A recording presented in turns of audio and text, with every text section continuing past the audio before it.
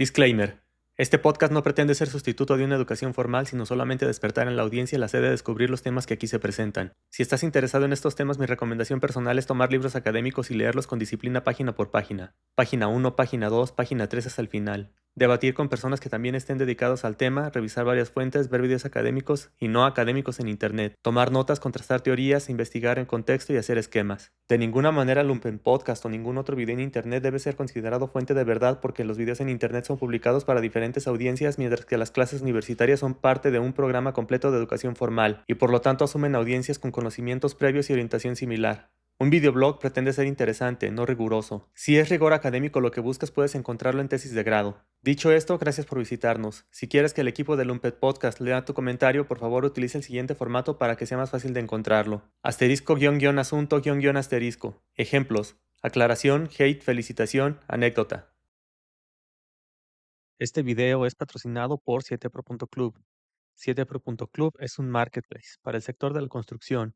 Jardineros, carpinteros, brokers, albañiles, fontaneros, electricistas, maestros de obras, gestores, arquitectos, herreros y otros trabajadores y empresas ven en todo momento y en tiempo real los trabajos disponibles en su área, filtran y aplican al que más les conviene. Y quienes buscan una reparación, mantenimiento o mejora, publican su trabajo y esperan ofertas. Funciona como una licitación. Si necesitas un trabajo para tu empresa o tu casa, lo publicas, esperas ofertas, platicas con los contratistas, revisas sus propuestas y eliges la mejor. Estamos en el mismo equipo. Nuestro éxito, como todos los mercados, depende del tuyo. Si tienes dudas o sugerencias, queremos escucharte. ¿Cómo te podemos ser más útiles? Conócelo, regístrate, pruébalo y quédate si te sirve.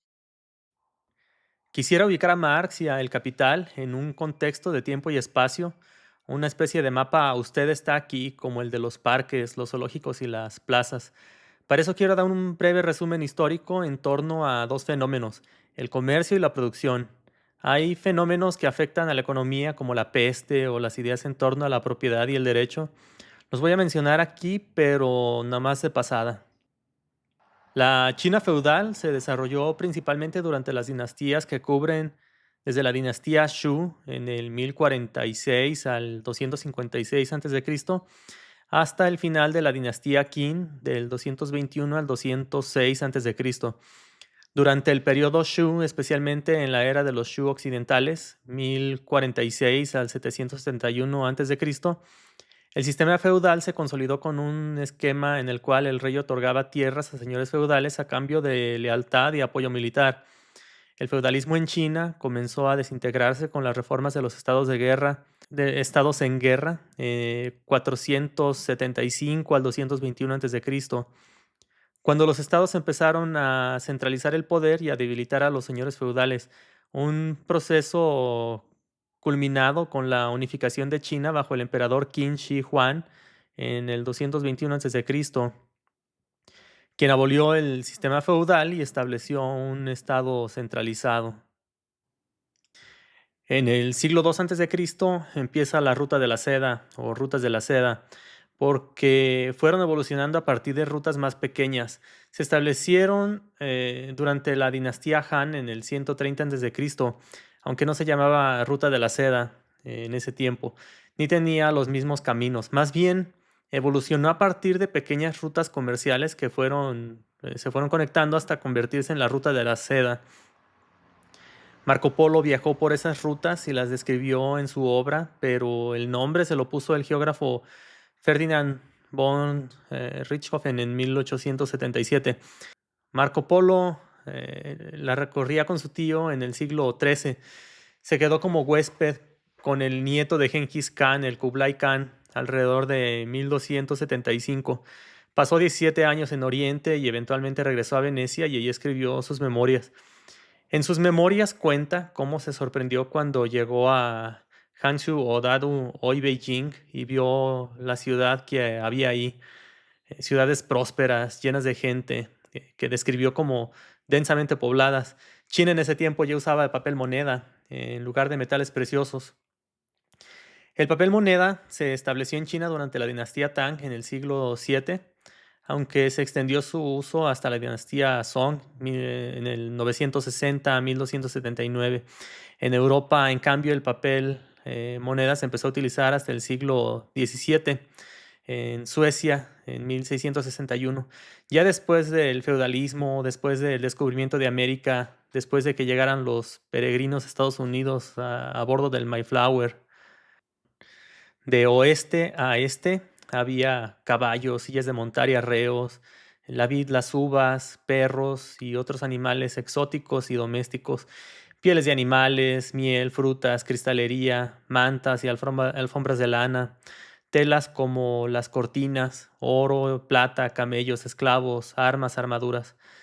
De este a oeste había seda, té, tintes, piedras preciosas, vajilla de porcelana, platos, cuencos, tazas, jarrones.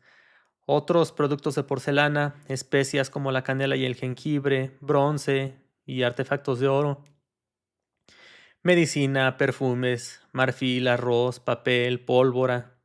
Las rutas terminaron oficialmente cuando el Imperio Otomano boicoteó el comercio entre Oriente y Occidente en 1453, cuando intentaba conquistar Constantinopla. No lo boicoteó intencionalmente, sino que más bien le puso algunas restricciones. La Edad Media abarca de los siglos V al XV. En el siglo IX y hasta el siglo XV es cuando se establece el feudalismo en Europa. ¿Qué pasó en el siglo IX para que se diera el feudalismo y qué es el feudalismo? En ese tiempo se fragmentó el poder por la caída del Imperio Carolingio, allá por el 843. Hubo inestabilidad y el poder se fragmentó y los gobernantes locales empezaron a dar tierras a cambio de protección para consolidar el poder. Hubo invasiones, por ejemplo, los vikingos. Los vikingos bajaban a Europa desde Noruega, Suecia y Dinamarca. Iban en barcos pequeños entre 15 y 30 metros, con velas cuadradas y remos, barcos de cascos livianos y poco calado que podían navegar en aguas poco profundas, como ríos y costas, y eso les permitía llegar eh, casi hasta la costa antes de desembarcar. En ese tiempo la actividad económica principal en Europa era la agricultura y la ganadería. La Europa medieval, el trabajo era manual y las fuentes de energía eran los animales como las mulas o los bueyes. Los caballos y los camellos también se usaban, pero para el transporte. Por ejemplo, el arado normando, introducido en el siglo XI, ya usaba cuchillas de hierro, cuchillas que cortaban más profundamente y volteaban la tierra de forma más eficiente. Hacía que los suelos pesados y húmedos fueran productivos, permitiendo que la agricultura fuera más eficiente. Esto fue a mediados de la Edad Media. Si recuerdan, el periodo feudal inicia en el siglo IX hasta el siglo XV.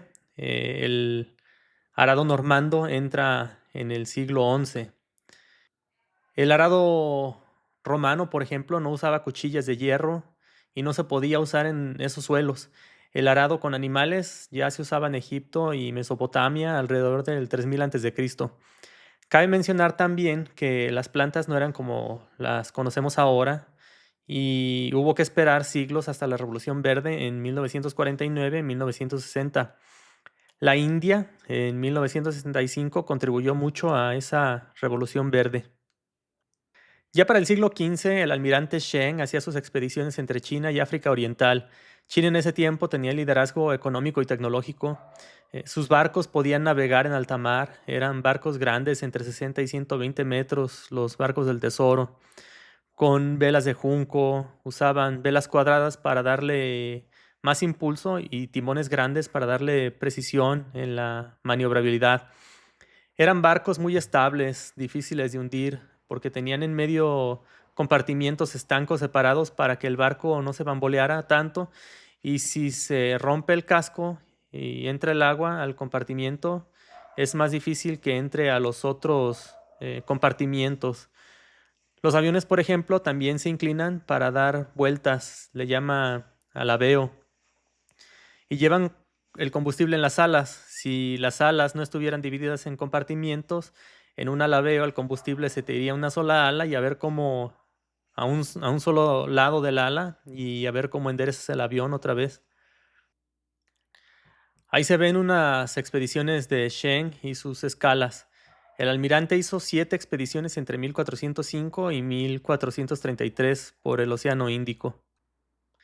2 años antes de la muerte del almirante Sheng, moría Juana de Arco a los 19 años, 29 años antes del nacimiento de Vasco de Gama, ya con castillos en Europa, fortalezas, el Delfín, las cruzadas, etc. Los castillos y las fortalezas habían detenido las invasiones y los saqueos hace mucho tiempo.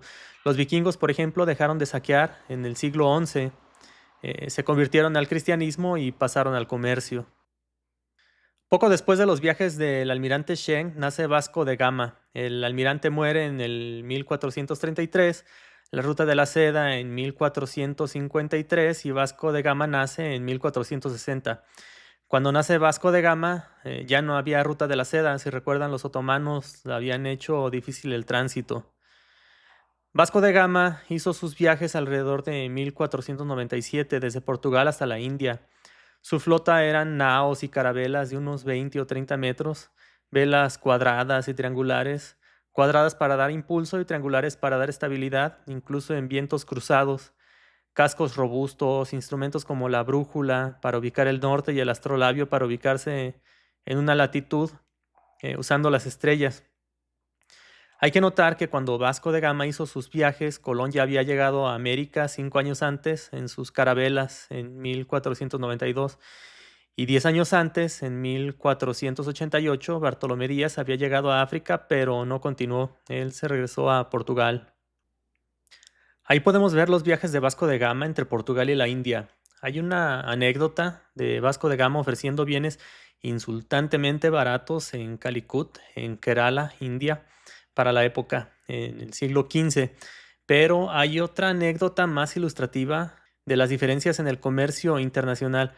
Vamos a hacer un paréntesis hasta las islas Polinesias del siglo XVII con una embarcación holandesa. Aquí voy a hacer una cita textual traducida del libro An Economic History of the World since 1400 del profesor Donald J. Harrell, en el cual me basé en gran parte para este video. En la experiencia del barco holandés Endrocht, las diferencias institucionales eran tan grandes que las dos partes ni siquiera eran plenamente conscientes de que se estaba produciendo un intercambio. En este caso, los holandeses se encontraron con 2 grupos de isleños del Pacífico Sur que robaron clavos, munición, utensilios de cocina y otros artículos de su barco. El segundo encuentro se tornó violento cuando los polinesios invadieron el balandro de Endrocht y los holandeses respondieron disparando sus mosquetes. El relato del capitán de este encuentro nos dice que los holandeses no creían que los isleños tuvieran ninguna habilidad para comprar y vender. Probablemente llegó a esta conclusión porque, desde la perspectiva holandesa, los artículos que los isleños más demandaban por sus alimentos eran de poco valor para los holandeses, y eran los holandeses quienes fijaban los términos. Parece que a los holandeses no se les ocurrió que el intercambio podría haber estado basado en algo más que la oferta y la demanda. La novedad de los clavos y los espejos fue más que suficiente para tentar a los isleños a renunciar a los alimentos mundanos que los holandeses necesitaban desesperadamente.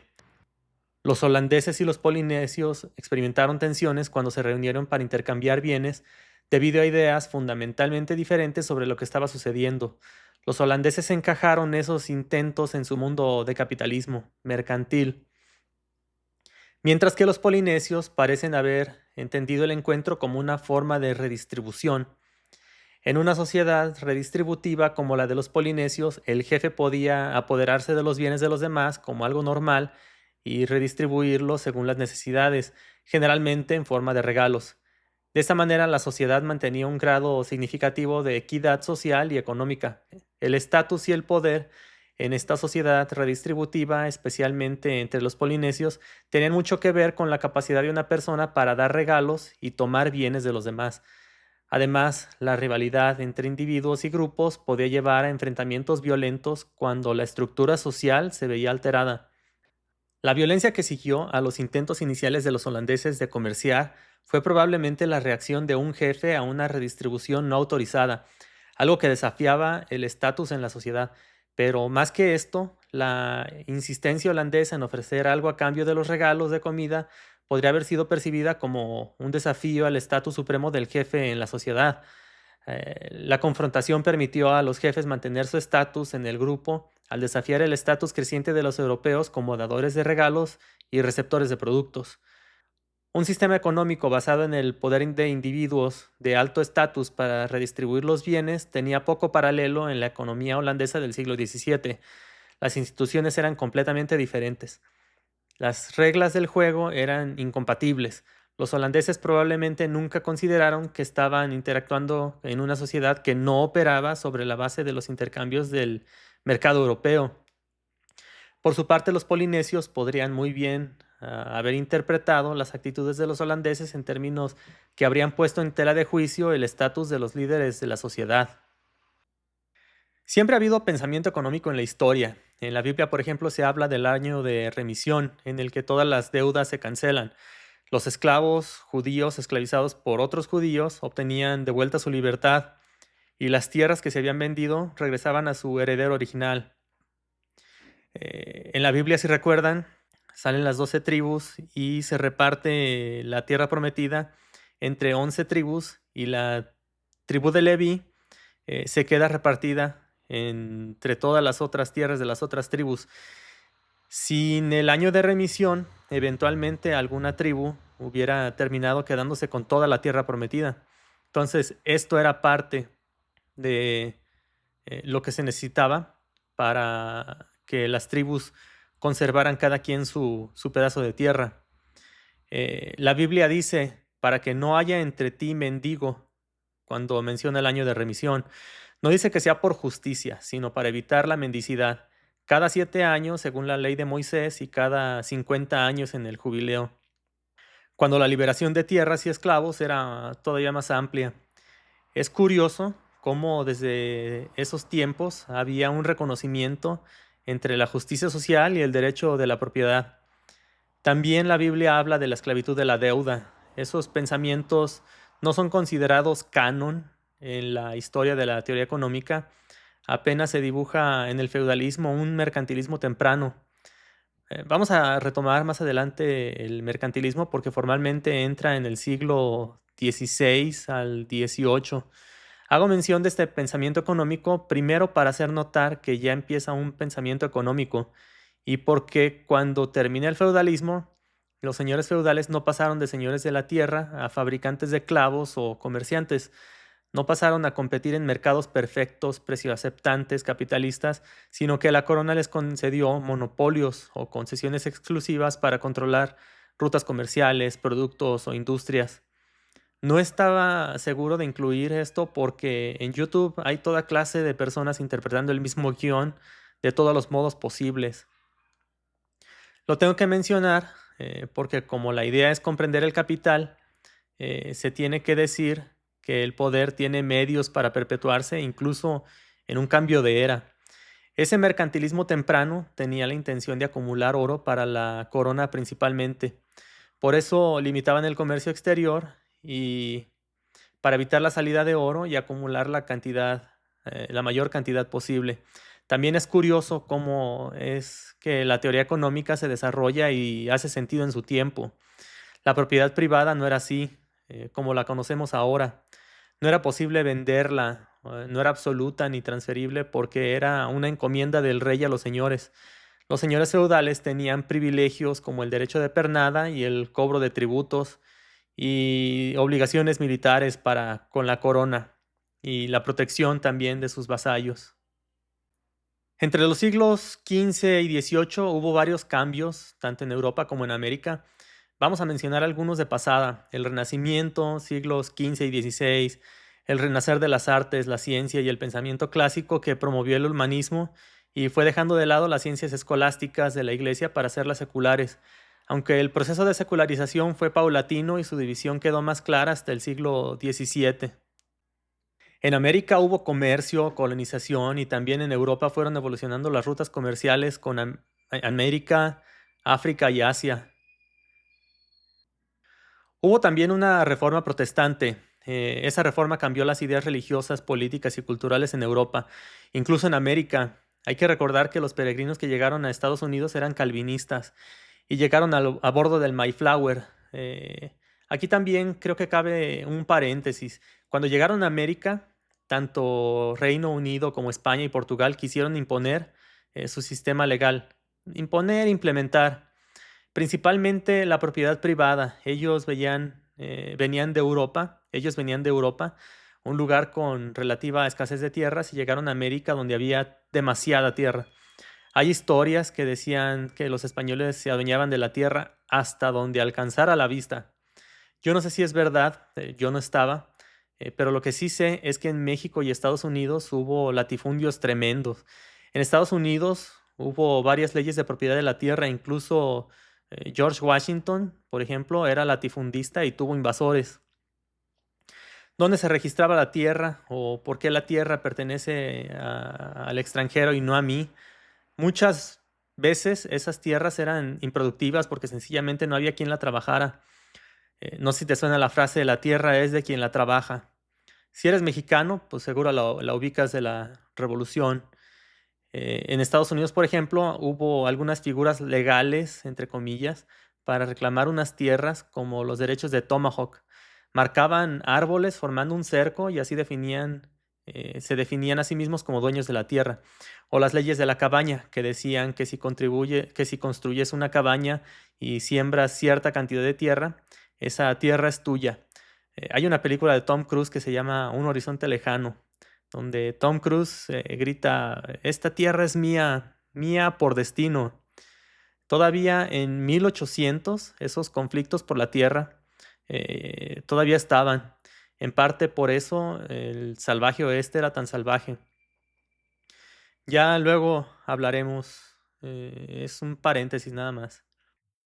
Sin embargo, como parte de este paréntesis, también tengo que mencionar que el descubrimiento de América también marca el inicio de lo que Marx llamó el proceso de acumulación originaria. La acumulación originaria es el proceso por el cual se establece el capitalismo. ¿Cómo consigues que granjeros y artesanos que trabajan a su propio ritmo y descansan también a su propio ritmo se vayan a trabajar a tus fábricas 18 horas al día, llevándose consigo a sus hijos y sus mujeres, también a trabajar 18 horas al día por salarios que no les son suficientes para sobrevivir? Es interesante, ¿no? Este proceso se desarrolló entre los siglos XVI y XVII. También por eso era importante quitarle a las personas sus tierras, porque si les dejas sus tierras, esas personas se pueden ir, y se fueron. Se fueron a las costas y de ahí también los fueron a despojar también. Se fueron a las ciudades y trataron de huir del capitalismo a través de la mendicidad, y también de ahí lo sacaron a través de leyes que prohibían la mendicidad sin permiso. Si una persona denunciaba a un mendigo, esa persona tenía derecho a esclavizar al mendigo sin salario por un periodo de tiempo. Poco a poco y de manera sistemática, los fueron dejando sin opciones. Quizás más adelante platiquemos al respecto, pero creo que es mejor que lo escuches de Marx. De todas maneras, hay mucha información en Internet. Ahora lo normal, el movimiento natural de ahorita es que las personas se muevan del campo a la ciudad. Ese es el movimiento natural. Pero antes era lo contrario. El movimiento que se buscaba era salir de las fábricas y volver al campo. Para cambiar ese movimiento natural, pues hubo que cambiar también el sistema y fue complicado, se sufrió mucho. La acumulación originaria marcaría una frontera de clases y castas que definiría quién heredaría riqueza, libertad, honor y sirvientes, y quién heredaría el otro destino. Entre los siglos XVI y XVII hubo descubrimientos científicos que son la base de la ciencia moderna. Galileo, Kepler, Newton, Descartes. Estos descubrimientos sentaron las bases para la revolución industrial. La Ilustración en el siglo XVIII promovió la razón, los derechos individuales, cuestionó las monarquías absolutas. Filósofos como Voltaire, Rousseau, Montesquieu influyeron en las ideas de libertad, igualdad y racionalidad. La revolución agrícola mejoró técnicas agrícolas como la rotación de los cultivos y el uso de maquinaria temprana en el siglo XVIII. Esta revolución agrícola hizo que el campo fuera desplazado hacia las ciudades a trabajar en la industria. Estaba dándose paso la revolución industrial y de aquí en adelante la ciencia, la historia y la tecnología pisan cada vez más a fondo el acelerador. Muere el feudalismo y entra la revolución industrial en firme. Un pequeño paréntesis, la revolución agrícola fue una mejora en los métodos agrícolas, la selección de las semillas, el intercambio de cultivos, etcétera. Mientras que la revolución verde ya metía agroquímicos, pesticidas, fertilizantes, eh, etcétera. Esa ya empieza a tener impactos importantes. La revolución agrícola termina más o menos cuando se empieza a utilizar el vapor en trilladoras y más tarde en tractores y secadoras, alrededor del siglo XIX. Joseph Mary Jacquard, 1750-1834, desarrolla el telar automático en 1801. La industria textil ya era una industria importante desde el siglo XII en Europa. Durante ese periodo, Flandes fue uno de los productores más importantes. Importaba lana de Inglaterra y exportaba telas a toda Europa.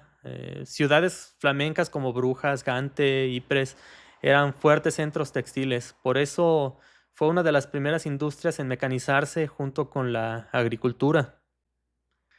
La revolución industrial cambia la fuente de riqueza de la tierra a la industria.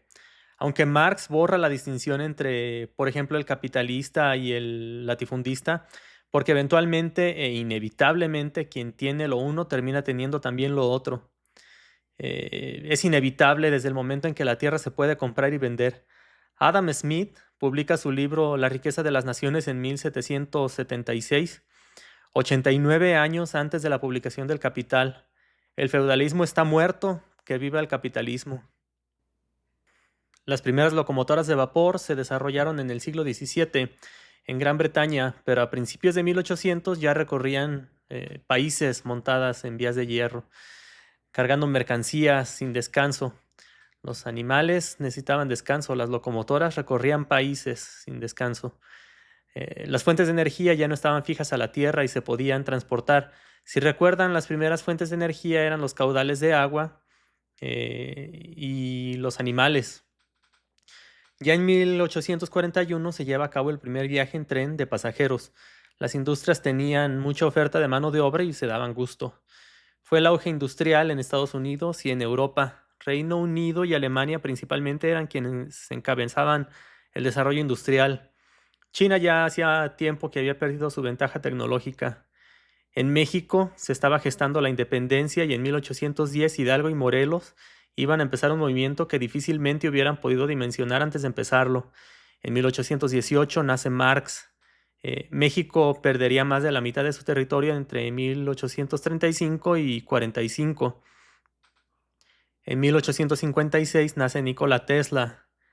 El primer motor de combustión interna se desarrollaba en 1860. Aunque antes de eso ya existían los carros de vapor, pero eran inviables comercialmente.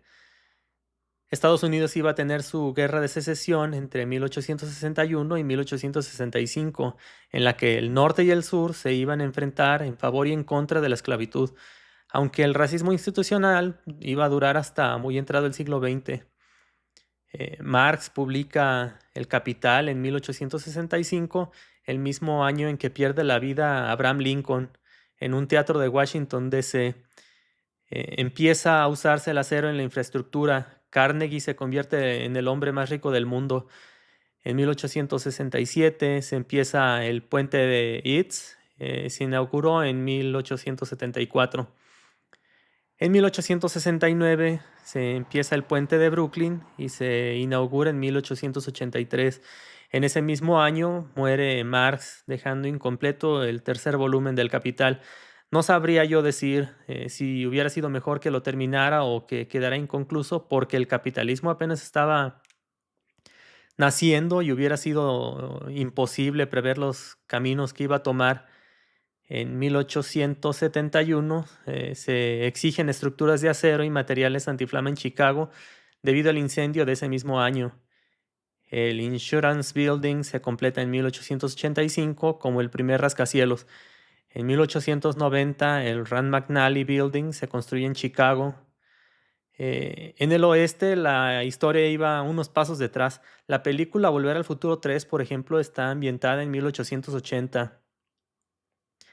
En 1910 Empieza la Revolución Mexicana para sacar a Porfirio Díaz del poder y terminaría en 1920 con guerras contra Carranza y habiendo sacado a Victoriano Huerta antes de él.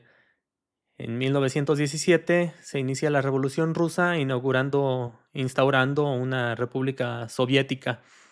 En 1928 se descubre la penicilina. Cada uno de estos eventos por sí solo lleva historias fascinantes que no caben en un video, pero con este breve mapa podemos darnos una idea del contexto que gestó la obra de Marx.